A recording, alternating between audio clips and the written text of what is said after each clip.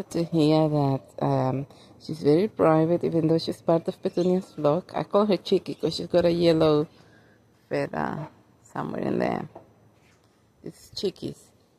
You can see the yellow. There's a yellow feather down there next to her beak. So Chiquis doesn't like to be touched, so I'm trying to train her. Chiquis! Chiquis! Chiquis! Now Chiquis. She knows I don't cause her. She knows I don't cause her any harm, and that's her partner. Chiquis, Chiquis, Chiquis.